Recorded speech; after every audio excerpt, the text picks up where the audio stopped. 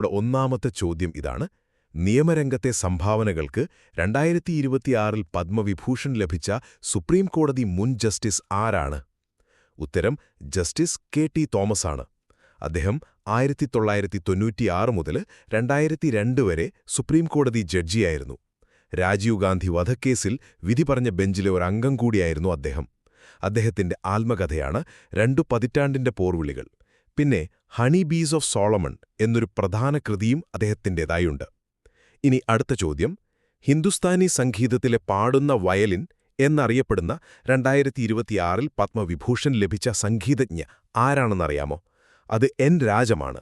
അവർ ഹിന്ദുസ്ഥാനി സംഗീതത്തിൽ ഗായകി ആംഗ് എന്ന ശൈലി വയലിനിൽ ആവിഷ്കരിച്ചയാളാണ്. ബനാറസ് ഹിന്ദു സർവകലാശാലയിലെ സംഗീത വിഭാഗം ഡീനായിരുന്നു. 2012-ൽ സംഗീത നാടക അക്കാദമി ഫെലോഷിപ്പും ലഭിച്ചിട്ടുണ്ട്. ഓക്കെ, മൂന്നാമത്തെ ചോദ്യം: കലാരംഗത്തെ സംഭാവനകൾക്ക് 2026-ൽ പദ്മവിഭൂഷൺ ലഭിച്ച ബോളിവുഡ് താരം ആരാണ്? ധർമ്മേന്ദ്രയാണ് ഉത്തരം. അദ്ദേഹം ഇന്ത്യൻ സിനിമയിലെ ഹീമാൻ എന്ന പേരിലാണ് അറിയപ്പെടുന്നത്.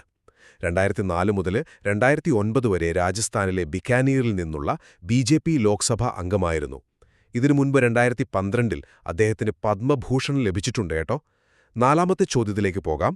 ഇന്ത്യയിലെ ആദ്യത്തെ ബ്രസ്റ്റ് മിൽക്ക് ബാങ്ക് സ്ഥാപിച്ച് 2026-ൽ പദ്മശ്രീ നേടിയ ഡോക്ടർ, അത് ഡോക്ടർ അർമിഡ ഫെർണാണ്ടസ് ആണ്. അവരെ മദർ ഓഫ് ഇന്ത്യൻ നിയോനെറ്റോളജി എന്നാണ് അറിയപ്പെടുന്നത്. മുംബൈയിലെ സിയോൺ ഹോസ്പിറ്റലിൽ ഏഷ്യയിലെ തന്നെ ആദ്യത്തെ മുലപ്പാൽ ബാങ്ക് സ്ഥാപിച്ചത് ഇവരാണ്. അഞ്ചാമത്തെ ചോദ്യം: കർണാടകയിലെ മാണ്ഡ്യയിൽ പുസ്തകമാനെ എന്ന പേരിൽ ഒരു ലൈബ്രറി സ്ഥാപിച്ച് 2026-ൽ പദ്മശ്രീ നേടിയ വ്യക്തിയാരാണ്? ആംഗെ ഗൌഡ. അദ്ദേഹം അറിയപ്പെടുന്നത് പുസ്തകങ്ങളുടെ പക്ഷി എന്ന പേരിലാണ്. ഒരു ബസ് കണ്ടക്ടറായിരുന്ന അദ്ദേഹം 10 ലക്ഷത്തിലധികം പുസ്തകങ്ങളാണ് ശേഖരിച്ചത്. ആറാമത്തെ ചോദ്യം ഇത് കേരളത്തിൽ നിന്നാണ്. വനവൽക്കരണ പ്രവർത്തനങ്ങൾക്ക് 2026-ൽ പദ്മശ്രീ ലഭിച്ച പരിസ്ഥിതി പ്രവർത്തകയാരാണ്? മുതുകുളം സ്വദേശിനിയാണ്.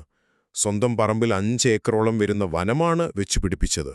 2018-ൽ നാരീശക്തി പുരസ്കാരവും ഇവർക്ക് ലഭിച്ചിട്ടുണ്ട്. അടുത്തത് ഏഴാമത്തെ ചോദ്യം: ഇന്ത്യൻ പ്രൊപ്പൽഷൻ ടെക്നോളജിയുടെ പിതാവ് എന്നറിയപ്പെടുന്ന 2026-ലെ പത്മശ്രീ ജേതാവ്. ഉത്തരം ഡോക്ടർ എ.ഇ. മുത്തുനായകം.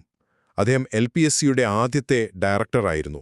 നമ്മുടെ ക്രയോജനിക് സാങ്കേതികവിദ്യ വികസിപ്പിക്കുന്നതിൽ ഒരു പ്രധാന പങ്ക് വഹിച്ച വ്യക്തിയാണ്. എട്ടാമത്തെ ചോദ്യം: ഗഗൻയാൻ ദൗത്യത്തിന് തിരഞ്ഞെടുത്തതിലൂടെ 2026-ൽ കീർത്തിചക്ര ലഭിച്ച മലയാളി വ്യോമസേന ഉദ്യോഗസ്ഥൻ ആരാണ്? Group captain Prashanth Balakrishnan Nair.